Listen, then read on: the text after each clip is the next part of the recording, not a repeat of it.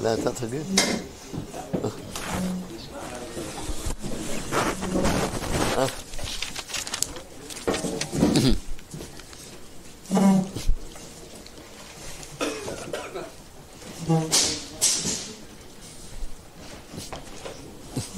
רציתי רק להקדים איזה האור קלוליס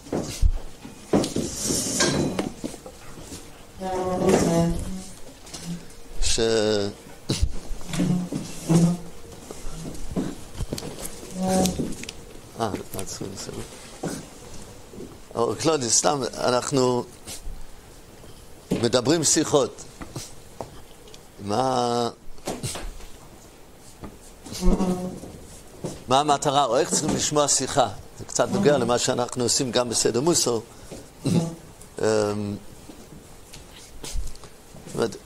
שלב ראשון, שיחה זה אמור להיות באמת דומה לשיר כלולי.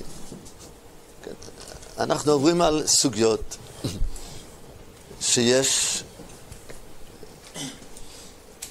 שאלות, יש תשובות, יש עמקס, מלבנים יסודות חשובים מאוד שנוגע לחיי עבודת השם שלנו. פשוט להבין, זה סוגיה, וזו סוגיה שנוגע מאוד לחיים שלנו. אז זה נותן, עצם ההתעסקות בסוגיה נותן לנו ממילא גישה איך אני יכול להבין את החיים שלי. אבל שלב ראשון, בואו ננסה להבין. בדרך כלל במשך השיחה יש נקודה ראשונה, אחר כך נוגע לעוד דבר, יותר לעומק, עוד מים החז"ל. זה ראיה, זה סתירה. ואם אנחנו מבינים טוב את הנקודה, זה מוגדר בלומדס, אז זה אמור לתת תועלת שאני מתחיל להכיר טוב את העולם שלי, להכיר יותר טוב. ישנם דברים ואולי זה רוב הדברים שאנחנו מדברים, שזה כמעט לעיכוב. בלי זה, באמת אנחנו לא יודעים, אנחנו רואים פעם אחר פעם שאנחנו משובשים. איך אנחנו ניגשים ואיך אנחנו קולטים את הענייני תורה, מצוות, אמונה. רוב הדברים אצלנו זה מושגים ששמענו אצל הגננת. וכמה שהגננת היא יכולה להיות צדקס, אבל ודאי שאי אפשר לבנות את האמונה שלנו, את הגישה למצוות, וזה, את הלב ואת המידס, וזה על פי מה שגננת אומרת. אפילו נניח שהיא תגיד דברים נכונים, לא יצויר, אבל הילד ששומע לא מבין את זה, אבל אנחנו חיים ככה כפשוטו. צריכים לדעת, אנחנו חיים עם מושגים ילדותיים ביותר מהחיים שלנו. מה שקלטנו בתור ילד זה כן. בגיל צעיר עוד עדיין הראש עובד והראש מסקרן אותו ומתפעל ומתרגש. כיתה א' כבר זורקים חלודה לתוך המוח, ובכיתה ג' הכל סתום. בנוגע להבנת החיים שלנו. אבל ממשיכים לחיות וזה. לכן, הסוגיות האלו אנחנו מנסים להתחיל להבין את החיים שלנו. כך אנחנו, ברוב הסוגיות האלו שאנחנו פותחים אותם, פשוט בלי זה אנחנו לא יודעים באיזה עולם אנחנו חיים. אם אנחנו קוראים לדוגמה מה שדיברנו כאן, התחלנו את הסוגיה של חוסר ושולם, מה זה הגדרה של רע, מה זה הגדרה של טוב.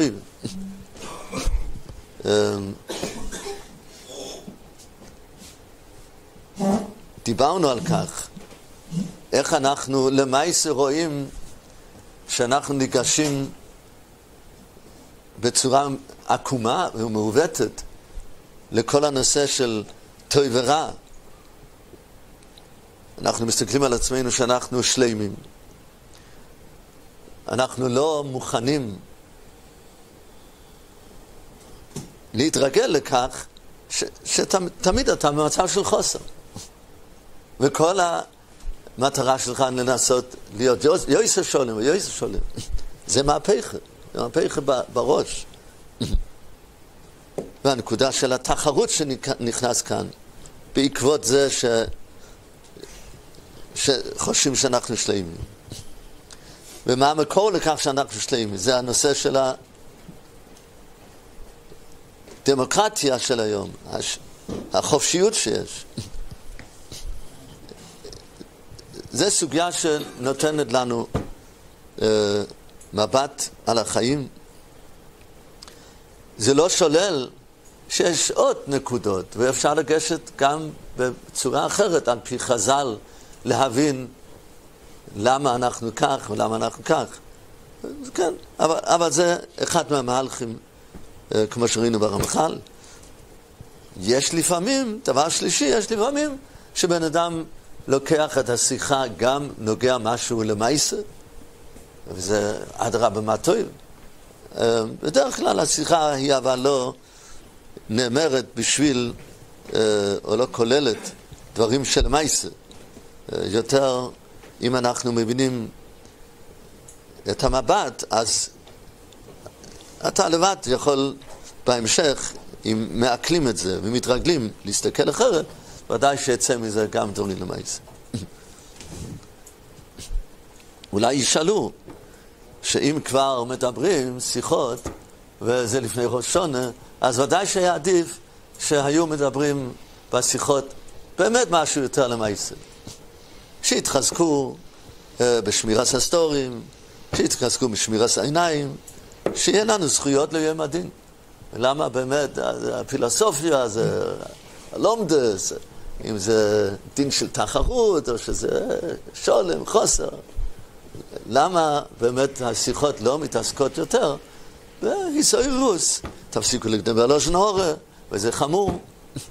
אז הפשט הוא בגלל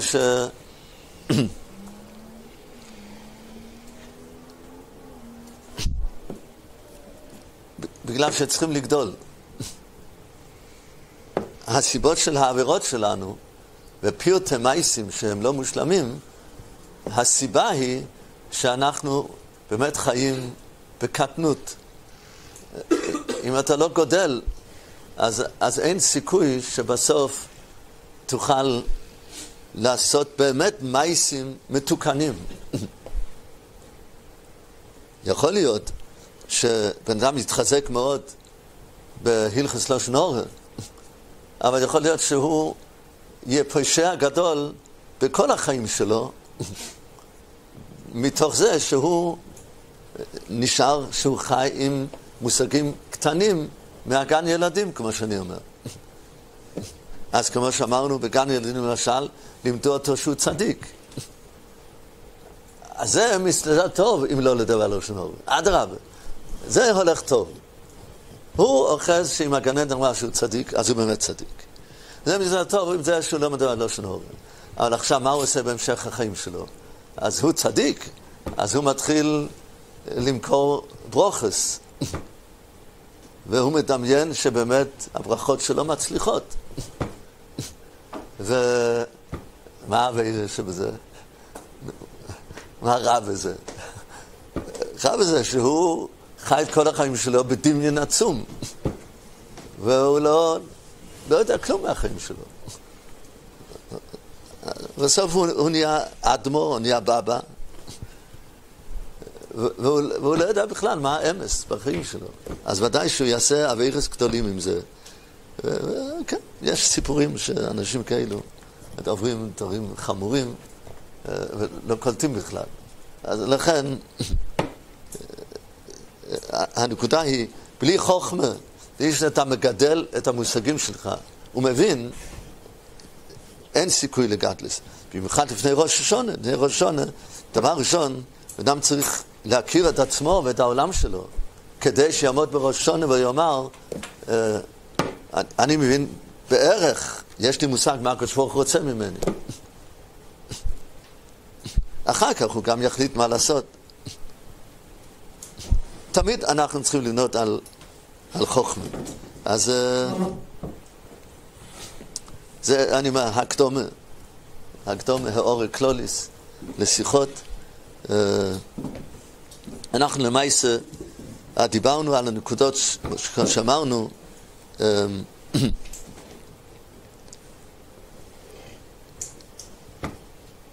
נקודה של רע זה חוסר, זה באמת נקודה עמוקה, זה דבר דק, יש בזה אריכות גדולה ברב ירוחם. היסוד של רע זה היעדר, היסוד של רע זה חוסר, ואנחנו הולכים על שלמות. כמו שאני אומר, אם נבין ונגביר יותר את הידיעה ואת החוכמה, את העוונה, זה יעשה לנו שינוי בכל התחומים של החיים. אז נמשיך את הסוגיה הזו. נראה עד איפה נגיע עם זה.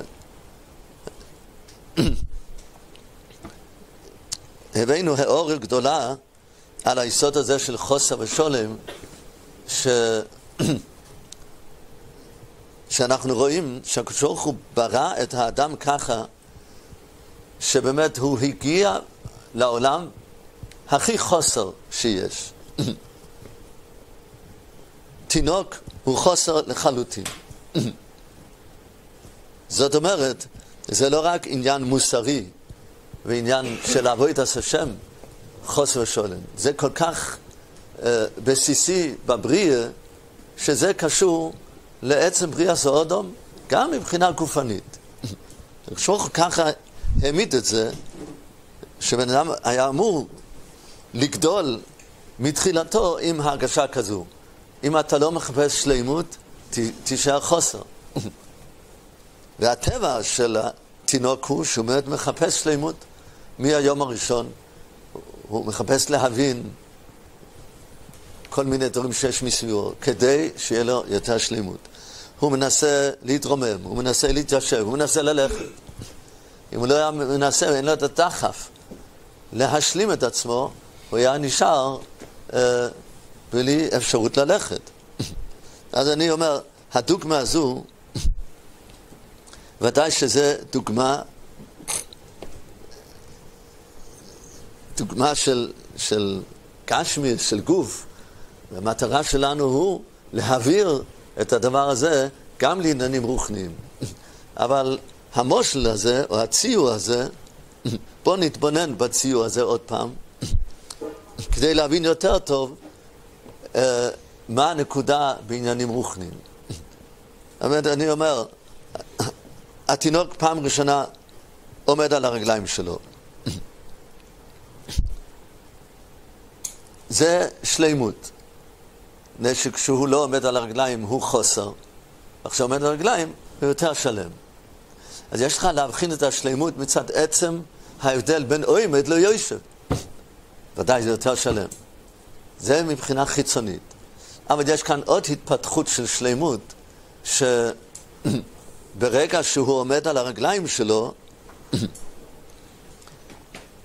אתה מבין שיש לו בנפש שלו גם כן יותר שלמות. שהנפש שלו רוצה להשיג דברים רחוקים ממנו, שעד היום הוא לא יכול להשיג אותם. ברגע שהוא נהיה יותר שלם, הוא יכול לעמוד על הרגליים, לא רק מבחינה חיצונית, הגוף שלו יותר חזק, השרירי הרגליים התפתחו, והוא יכול להחזיק את כל הגוף שלו. זה ודאי, כן, זה גם התפתחות של שלמות. אבל ביחד מזה אתה מבחין שיש גם התפתחות של שלמות בפנימיות שלו, שהנפש שלו עכשיו יותר שלמה, היא יכולה לרצות עוד דברים, היא יכולה להשיג עוד דברים.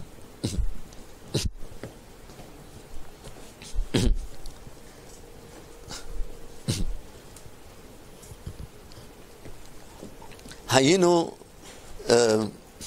מבחינים בין שני השלמויות האלו, זה יותר שלמות חיצונית, השרירי רגליים גדלו והתחזקו, זה שלמות חיצונית מן הרבה, זה הרגל נהיה יותר שלם. אבל זה שעל זה שהוא עומד על הרגליים, הנפש שלו יותר שלמה, זה שלמות יותר פנימית.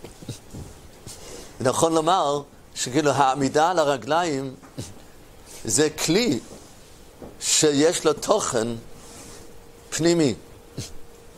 זה שעומד על הרגליים מביא תוכן פנימי שיש לו רצונות, והוא יכול ליישם את הרצונות שלו. הרגליים הם כלי לתוכן הזה של הנפש. שלמות הרגליים זה כלי.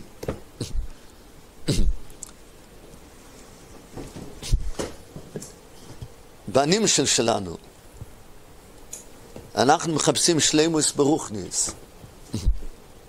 אז יש לך גם את אותו הבחנה. שלמוס ברוחניס, אמרנו, בן אדם צריך לדעת דף עין ד' בשבס. חסר לו. הוא לא יודע את זה. עכשיו הוא יודע. אז זה משתלם לו את עצם החוכמה שהיה חסר לו. אבל יש כאן עוד הבחנה של שלמוס. ברגע שהוא לומד דף עין ד' בשבס, הוא לא רק יודע עוד דברים, אלא אנחנו צריכים לקוות שגם הנפש הרוחני שלו מתפתחת עם זה, ונהיה יותר דבק בתורה. אז המילים של הגמורה, זה החיצוניות שמכיל בתוכו את הדבקות בתורה שנהיה בנפש שלו, שזה ודאי עוד יותר מידס השלימוס. זה ודאי עוד יותר היה חסר לו עד היום מדרגה כזו של אהבת תורה, של דבקות בתורה.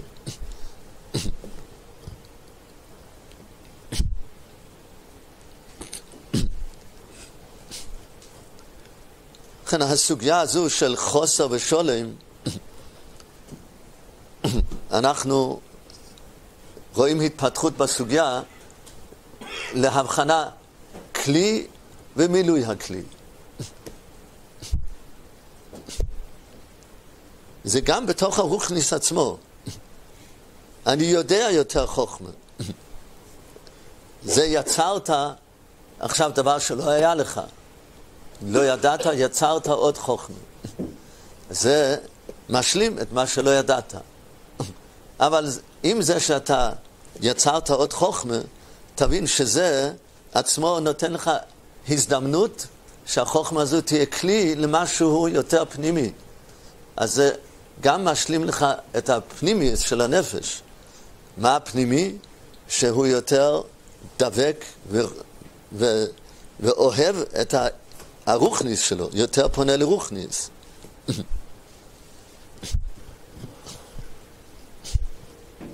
הגישה שלנו ללימוד תורה, למשל, לתפילה, לקיום מצוות, צריך להיות ככה. לא רק אנחנו מחפשים את הידיעות היבשות גרידא, שאני לא יודע אותם, אמור להיות צמאון ותשוקה לדעת עוד ועוד, אלא אני צריך לדעת שכשאני משלים את עצמו בלימוד התורה ואני לומד עוד דברים חדשים, אז אני משלים גם את המצב הנפשי שלי. להשלים את המצב הפנימי, זה תמיד מגיע לאדם בתור, יש לך את הפעולה החיצונית, שהיא כלי למצב הפנימי. אנחנו מסתכלים על הפנימיות, שזה תוכן שממלא את הכלי החיצוני. מה זה הכלי החיצוני? בן אדם מתיישב ללמוד. הכלי החיצוני שצריך לתת לו אפשרות למילוי פנימי, הכלי החיצוני זה הגוף שלו. זה דבר ראשון. עכשיו תלוי כמה גדול אתה עושה את הכלי, או כמה אתה נותן לכלי הזה להיות פתוח שתוכל לקבל מילוי.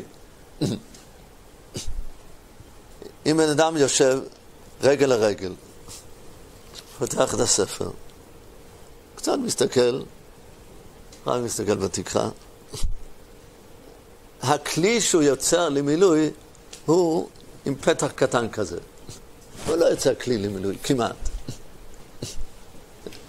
אם הוא רוצה שהגוף שלו יהיה כלי למילוי של הפנימיות, אז הוא צריך לקחת את כל הגוף. והוא לומד, אומר את המילים עם הפה שלו. והוא חי את הדברים מכל האיברים שלו. אז הוא יוצר כלי גדול שיכול להכיל את הפנימיות.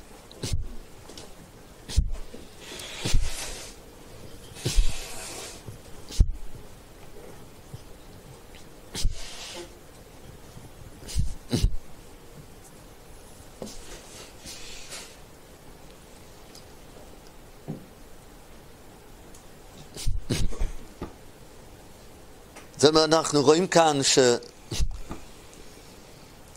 מה שאנחנו משיגים שלמות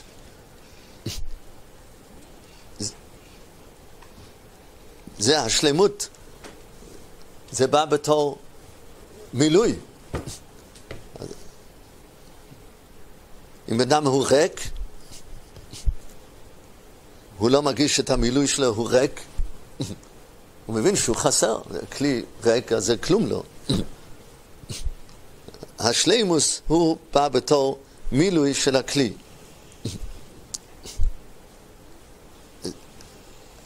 התפיסה הזו עושה לנו נפקמינה גדולה. ושככה שדיברנו על ההבנה של חוסר ושולם.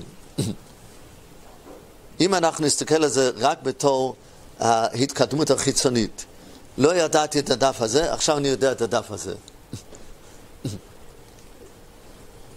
זה תפיסה של שלמות שהיא באה כאילו, אתה גדלת, הייתי עד כאן, עכשיו נהייתי עד שמה. התוספת הזה שהתווסף לי, זה תוספת חיצונית.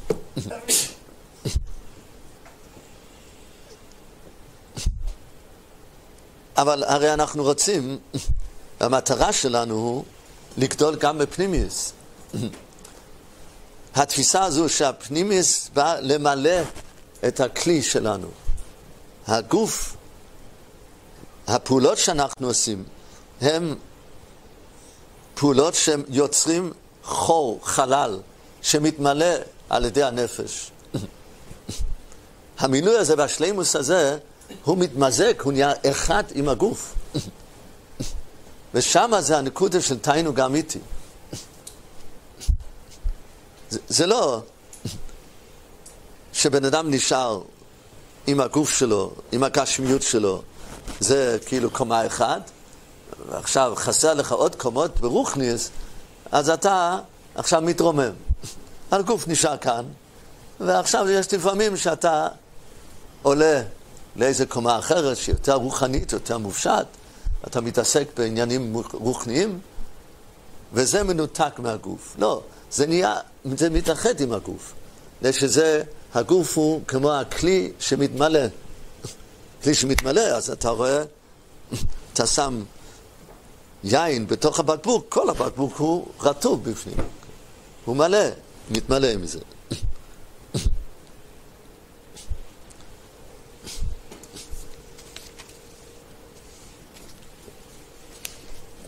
רוצה כאן ללמוד את המכתב אליהו מביא בחלק ג' עמוד 189, מדבר שמה על השיחה שלו, זה על כלים. מה זה כלים לעבוד את השם? היסוד הזה שאנחנו אומרים. אז הוא מביא שמה ככה, כתוב בספר התניא פרק ה', הוא אומר שכל המצוות המעשיות הינן לבושים לנפש האדם. אנחנו מדברים על כלי, אנחנו מדברים על לבוש. לבוש אולי זה יותר מכלי, שהלבוש ממש מתאים לצורת הגוף של האדם. אבל הבן אדם ממלא את הלבוש, הלבוש הוא מתלבש על הגוף. אז אומר, כל מצווה סמייסה, אתה עושה מצווה, אתה עושה פעולה של מצווה, זה לבוש לנפש. זה כאן הנקודה, המעשה זה הכלי, ושמה מתמלא בתוכו מילוי של הנפש. וככה זה מצוות תלמוד תורה, שהדיבור הקדוש זה הלבוש, ומה מתמלא בתוך הלבוש? זה הנפש האדם, החשקס התורה, אהבת תורה שלו. זה מתמזג עם הדיבורים שהוא מדבר.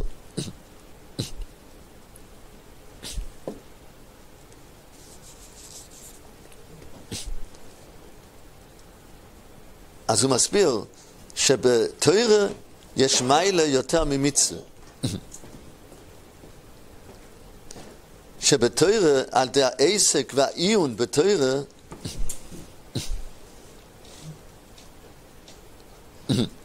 בא על ידי זה גם חוכמת השם בקרבוי, ומתאחדת עם נפשו.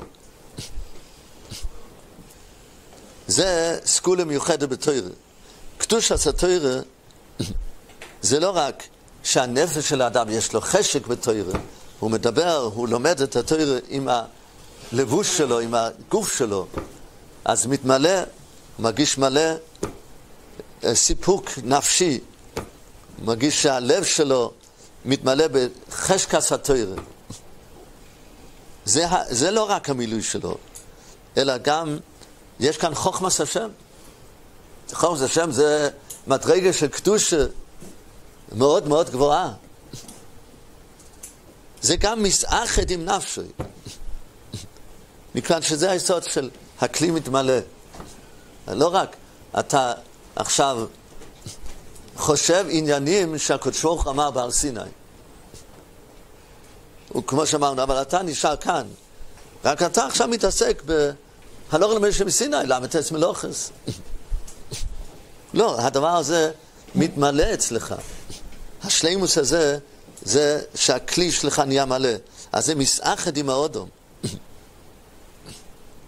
התורה חודרת בקרב הנפש העוסק בה, עד שנעשה חלק ממציאוסו עם ההוסוי.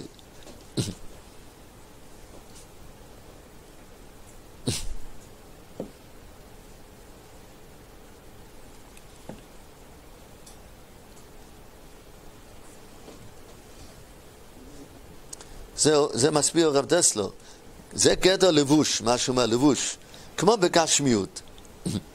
אתה רואה אדם, בעיקר אתה רואה את המלבושים שלו. כן, אתה מבין שהמלבושים זה רק הכלי שמציג את האדם, אבל עיקר האדם הוא בפנים. ככה גם ברוחניס. מעשה המצווה זה צד החיצוני שבעבודת השם. רק הם כלים וצינורות להשראה האלוקית שבאה על הנפש שממלא את הכלים האלה. בלי המעשה מצווה אין לך כלים לתפוס את הקדושה שצריכה לחול בנפש. הם כלים עבור הקדושה הפנימיס שממלא את נפשו של האדם. פנימיס זו היא התורה. וזה הכוונה הפנימי שבמצווה. אז זה הוא מסביר, זה מדרגות שונות. יכול להיות שבהתחלת דרכו של האדם, הוא לא מגיע לכך שהוא מספיק כלי בשביל לתפוס את כל קדושת התורה שיתמלא בתוך הבן אדם. בהתחלה, אבל הוא משתדל שהצורה הלימוד שלו תהיה כלי למלא את נפשו בהרגושה שהוא קשור, והוא רוצה להיות קשור לתורה. בן אדם גודל יותר ויותר, אז אדרבה, השלב השני, מה שנפשו רוצה להתאבק בתורה, אז שוב זה כדרך כלי ומילוי הכלי. הנפש הזה עכשיו נהיה כלי למדרגה יותר גבוהה, שזה קדושת התורה ורצון השם. שעכשיו זה ממלא את הנפש שלו. תמיד המדרגה הקטנה היא הכלי שנוצרת מקום בשביל מילוי של מדרגה יותר גבוהה.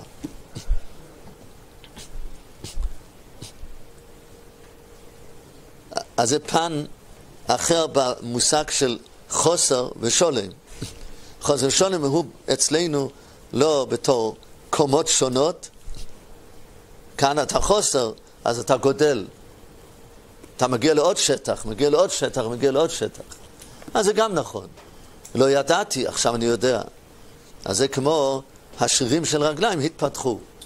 אבל אנחנו מעריכים בעיקר את העניין שההתפתחות או המילוי, השלמות שלנו הוא בדרך שהחיצוני מכיל את הפנימי, והפנימי נהיה המילוי שלו.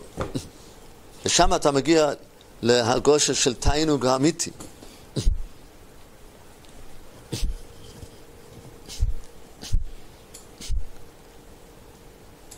הגמרא בסוכה דף מבוב אומרת, צא וראה לא כמידס,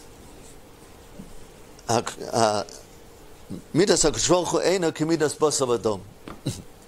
מידס בשר ודם זה כלי ריקון מחזיק, כלי מולי לא מחזיק. מידס הקדוש ברוך הוא אינו כן. כלי ריקון אינו מחזיק, כלי מולי מחזיק. מה הפשט? ככה במידס בשר ודם. בנאדם הולך לברקול, אז ברגע שהשקית שלו מלאה, הוא לא יכול לקנות עוד מוצרים. תשלם עוד 10 אגורות, תקנה עוד שקית. שקית ריקה, אתה יכול להכניס. השקית מלאה אתה לא מכניס.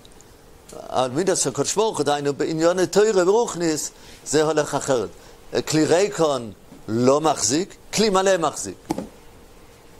איך באמת אתה מכניס? והתנאי כדי להחזיק דבר, אתה צריך שיהיה שקית מלאה, ואז אתה יכול לשים. אז זה ייפול החוצה. איך זה? הפשט הוא, כלי ריקון אינו מחזיק, זה גישה של האדם לרוחניס שלו. אם אתה מחפש למלא את הכלי, אתה מחפש שהכלים מלאים, אז זה יתמלא. בן אדם שאין לו פנימיות, רואה את הכלים שלו, עושה מצוות, פועל גם מעשים טובים. הוא פועל את זה בתור כלי ריקן. הוא רק רואה שמה אני יכול? אני יכול להשיג עוד פעולה מצווה חיצונית. אבל זה לא בתור כלי. אתה לא נותן לזה להיות שהמעשה שאתה עושה ייצור חלל שחסר, שיכול להתמלא. אתה צריך לחיות בתור שאני מנסה כל הזמן למלא את עצמי. וכל פעולה שאני עושה, אני רואה שזה יוצר לי מילוי בשלימות פנימית שלא היה לי. ועכשיו זה הפלא, כמו שאמרנו. אם הוא מתחיל עם התהליך, הוא מתחיל עם תהליך שהוא מנסה להתענק מהלימוד. אז הלימוד החיצוני, הוא עושה את זה עם כל הגוף שלו, הוא עושה כאן כלי חזק שמתמלא עם הרגושה, טוב לי ללמוד. הוא מרגיש מלא, טוב לי ללמוד. אבל כשאתה מלא, אז תוכל להתמלות עוד יותר. זה כמו שאמרנו, אז אתה עולה עוד דרגה. כשאתה מלא, מרגיש חשק התורה, אז הנפש שיש לה חשק התורה, היא יכולה עכשיו להיות כלי לעוד מילוי, שעכשיו הוא יהיה מחובר לקדושת התורה. ברגע שהוא ימלא בקדושת התורה, אז הנפש הזה, היא תוכל לקבל עוד יותר מילוי, דווקא בגלל שהוא מלא. אז הוא יכול לקבל עוד יותר מילוי. שמה? הוא יכול עכשיו להיות דובק בקיר בסבוירה שמתגלה מתוך הלימוד שלו.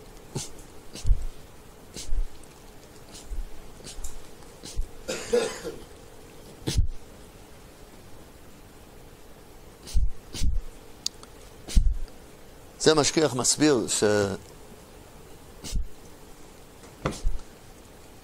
היסוד הזה שאנחנו יכולים להחליט ולבחור האם אתה רוצה להיות כלי מלא או שאתה כלי ריקן.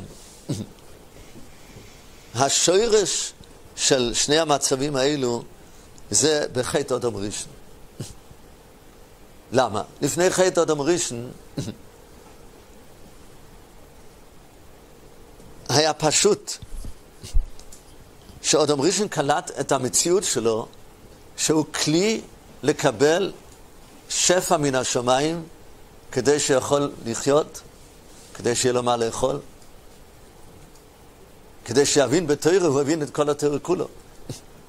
אדם ראשון קודם החטא קם על הרגליים ברגע שהוא נברא, מיד היה מלא נבואה וקרבס הבוירו, ידע את כל התורה כולו. הבין את כל העולם ברגע הראשון שהוא נברא. למה? בגלל שהוא עמד במצב שהוא הבין, אני חסר, אני נברו, בלי בוירו אילם, אני חוסר, אין לי כלום. אי אפשר לשנייה אחת לחיות בלי שהבוירו אילם נותן לי כל הזמן. הבוירו אילם צריך למלא אותי עם חיות. עצם המציאות שלו, הוא ראה, אני כולי חוסר, אף שהוא בן אדם מאוד גבוה ומאוד כנראה גם יפה, אבל כל הגוף שלו היה מציאות של דבר חיצוני שעומד ומקבל כל רגע מהקודש ברוך הוא, מן השמיים, הוא מקבל כל רגע מילוי של שפע. אז הוא עבד אוטומטי בתור כלי שמחפש את המילוי שלו. הוא כל הזמן חיפש ורצה.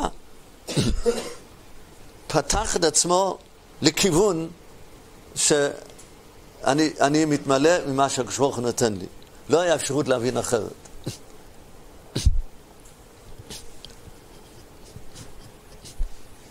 אם הוא היה ממשיך ככה, בלי לחטוא, אז הוא היה מתמלא יותר ויותר, משלים את החיסרון שלו עוד יותר ועוד יותר, והיינו מגיעים לעולם של תחיית המתים, בעולם מתוקן, ולא היה כל הסיפורים שאנחנו עכשיו יש לנו, לא מזבלה ולא שום דבר. היה עולם נצחי. איך היה מגיע לעולם נצחי? שהוא היה כלי מולי, וכלי מולי ממשיך הלאה. ועוד יותר מתבטל כלפי המילוי שהקדוש ברוך הוא נותן לו. אבל החטא שלו ניתק אותו בעצם מהמוסכמה הזו. ברגע שהוא חטא, זה לא היה פשוט שהוא כולו רק החטא לקבל מילוי מהקדוש ברוך הוא. ברגע שהוא חטא, הוא היה יכול להסתכל על עצמו כאילו אני מושלם. אני כאן, אני מציאות בפני עצמי. וזה הבעיה. זה הבעיה הגדולה.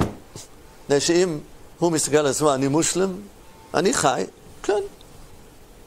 הוא צריך להתאמץ באמונה, לחשוב, לא, אם הקדוש לא ירצה, אני לא. אבל בסופו של דבר הוא מרגיש כאילו הוא ישות בפני עצמו. הוא לא רק כלי לקבל שפע מהבורא עולם. ברגע של החטא, כאילו הוא עומד בפני עצמו. מנסה, משתדל לעסוק ועמל להתקרב לקדוש ברוך הוא. כאילו זה שתי רשויות. כאילו הוא עומד ברשות עצמי. ברשות עצמי, אבל זה אתה כלי ריקון. אתה לא יכול לעמוד לבד. אם אתה לא רואה את עצמך שאתה צריך כל רגע את החיות שהקדוש ברוך הוא ייתן לך, אתה כאילו מנתק, אתה מסתכל על עצמך כאילו הוא שולם. שולם זה למעשה אתה לא מנסה להתמלות. אתה סוגר את הקשר בין המציאות שלך לבין המילוי שצריך להגיע כל הזמן מן השמיים. אתה סוגר את זה. אולי סוגר את זה עם הרגשה, אני כבר שולם. כן, אני חי לבד, נושם, כן, אני נושם. עושה כושר, אז אני, ודאי. אז אין סיבה שאני אמות. זה כושר כל יום. מודד את לחצם, הלב עובד. בסדר. בריא שעומד בכיחס עצמי. ההרגושה הזו של שלימות היא הכישלון הכי גדול. שאז הוא סוגר את האפשרות להתמלות יותר. הוא לא שם לב שהוא באמת חוסר גדול. אז הוא נשאר כלי ריקון. הוא לא במהלך של להתמלות. המציאות של חטא אדם ראשון, מסביר המשגיח, זה נתן לו בחירה. מה זה בחירה? בן אדם יכול לעשות מה שהוא רוצה. אבל עצם המושג הזה, שאני יכול לעשות מה שאני רוצה, זה מהות של ניתוק מהבורא עולם. אם אתה יודע מה זה הבורא עולם, ומי זה אתה לא יכול לעשות מה שאתה רוצה. אתה מבין שאתה לא יכול, שאתה כולו תלוי בו. זה שהקדוש ברוך הוא נתן על דרך חטא, לא אומרים שיש אפשרות, תחליט אתה, כאילו הוא ברשות עצמו. אז זה שהוא ברשות עצמו, אבל יוצר שהוא קולט את עצמו בתור, הוא מנותק מהשפע שהוא צריך לקבל מן השמיים.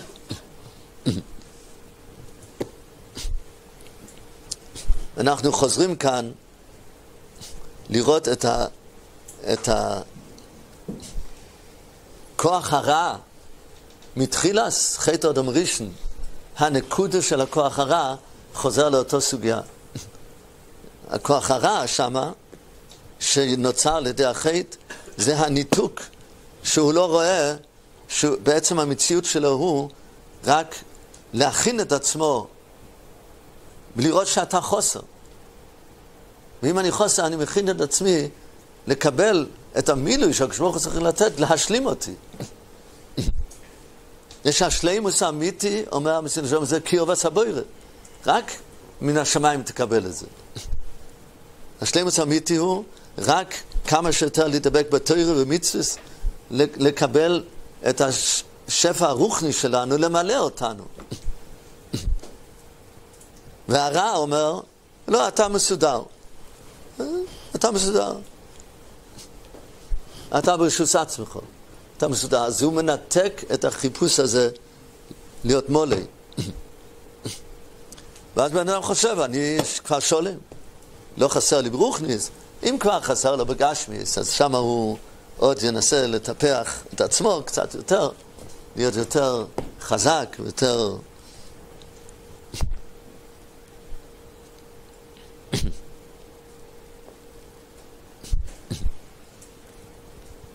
הזכרנו שהנקודה הזו של חוסר, שזה נאמר במאמר חז"ל, העולם הזה כפרויזדו בפני העולם הבא. פרויזדו אומר שהעולם הזה הוא לא עולם לא מושלם. אתה בפרויזדו, המקום הוא לא מושלם, זה רק מקום מעבר. בשביל התכליס, זה מה שמסילת ישרים אומר, מוקם עתינו גרמיתי, זה התנגודל רק בעולם הבא. והעולם הזה הוא פרויזדו בפני העולם הבא. וזה הולך פרק א' של מסילת ישרים. זאת אומרת, אתה חי בעולם שהתוכנית של העולם הוא, אתה חוסר, אתה רק בפרויזדו, אל תראה את זה בתור הגעתי לשלימוס. אתה כל הזמן רק בהכנה, ואתה מחפש מילוי שיבוא רק בעולם הבא. אין מציאות של שלימוס בעולם הזה. זה אומר המאמר הזה. מצד שני, מיד התנא אומר, לכאורה דוב הסויסר, הוא אומר, ויופי שעה אחס, בתשובה מעשים טובים בעולם הזה, מכל חי העולם הבא. זה סותר, אתה אומר, העולם הזה פרויזדו בפני העולם הבא. התכליס הוא להגיע לעולם הבא. בעולם הזה, עושים מצוות רק בשביל להגיע לשלימוס בעולם הבא. אז גם המצוות שלנו היום, הם לא מגיעים למימד השלם שלהם, עד שתגיע לעולם הבא. אז מה זה יופי שעה חסד שום מעשים טובים בעולם הזה, מכל חי העולם הבא? מה יופי?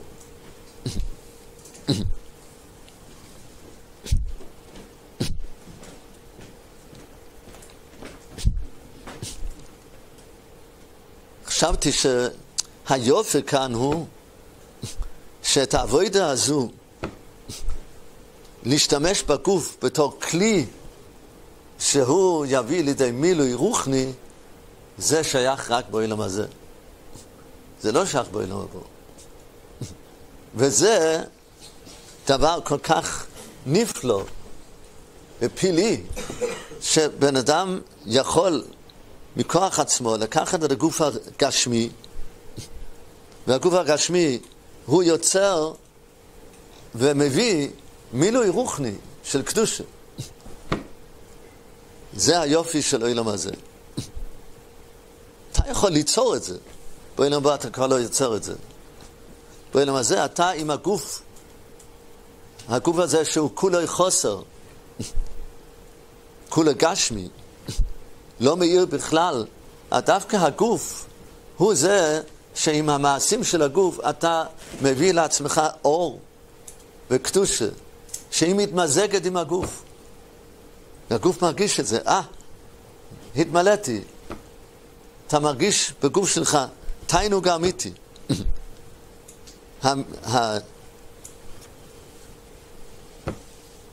המהלך הזה, יש לנו רק בעולם הזה. אז יופי שורחס בעולם הזה.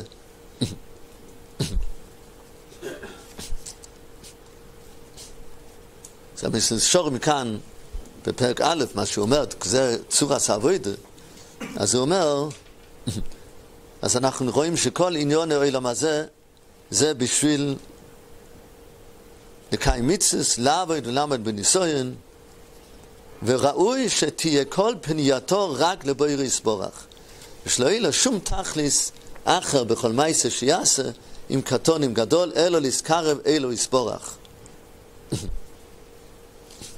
כל פניותיו רק לבורא יתברך. כל פניותיו זה אומר שכל מה שהוא עושה, בין עניון חולין, בין בעניון מצוות, אבל אין לו שום עניין, רק שהוא פונה לקדוש ברוך הוא. זה אומר שהוא לקח את כל המהות שלו וכל הכוח הנפש שלו, כל הגוף שלו, כל האיברים שלו, הוא משתמש בהם שכולם יהיו בתור כלי למילוי. הוא לא משאיר שום דבר בחוץ.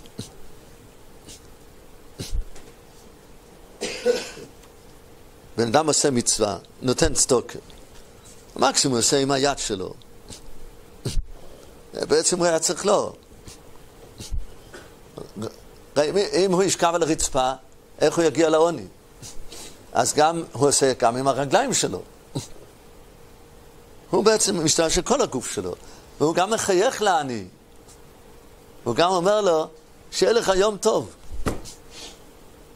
וזה הוא אומר לא רק עם היד של הפחות, גם היד השני. שהמעשה שהוא עושה ימלא את זה, ייתן, הכל זה כלי למילוי. זה מגדיל את העוצמה של המילוי. כל פניות זה רק לבורא יתברך. זה בעצם אצל שורים אומר את הנקודה הזו בפרק ט"ז במיילס התיירה.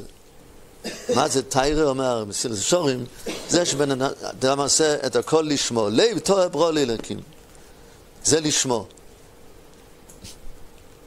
התכליס להגיע ללשמו, הוא אומר אותו לושן, שכל פניות זה רק לבורא ולא יש לו נגיעה אחרת. ברגע שיש לו נגיעה בלב, שהוא עושה את המעשה בשביל דברים אחרים, אז זה סותם קצת.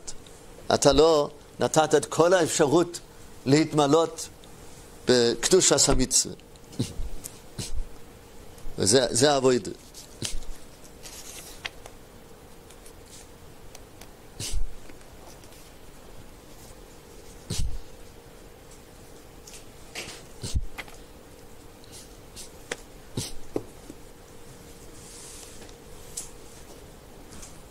אז יש לנו כאן דבר לחשוב על זה.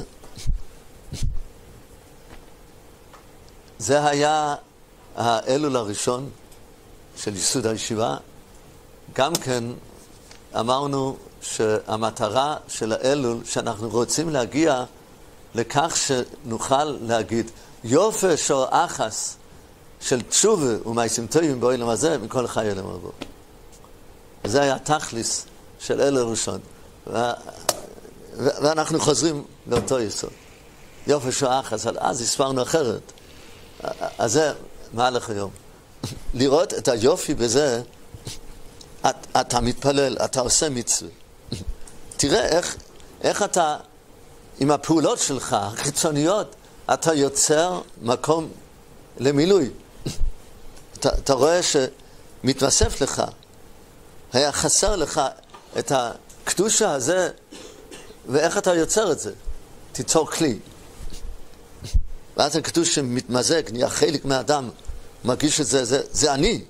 זה לא, אני כאן, ועוד אתה מתעסק בעוד דברים.